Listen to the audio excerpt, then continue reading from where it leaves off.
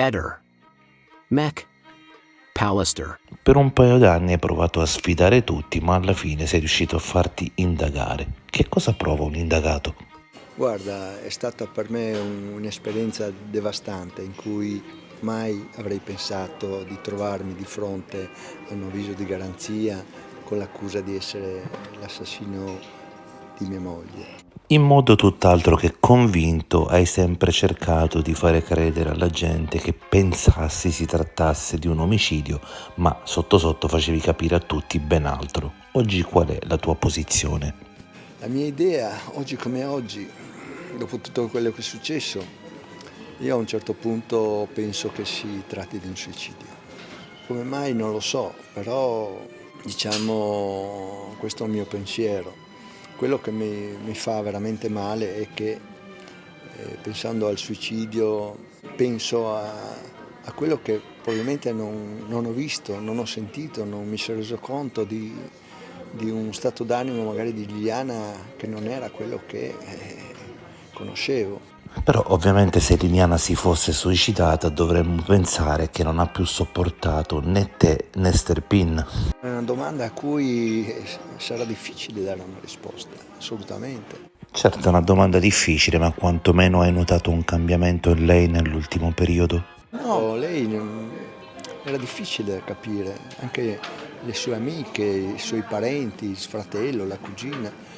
Nessuno ha mai sospettato che ci fosse in Liliana un qualcosa che non andasse.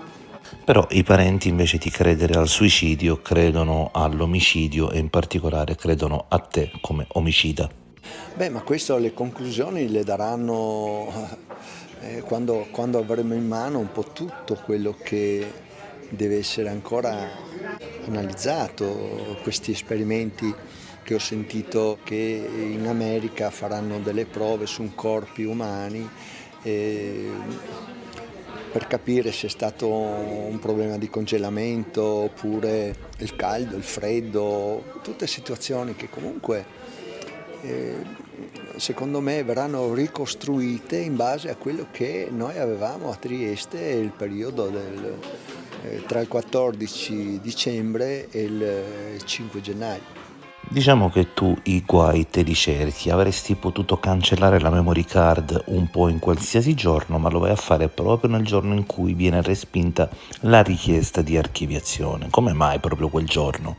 Guarda, io di questo non ero al corrente assolutamente, cioè io come fotoreporter uso queste memorie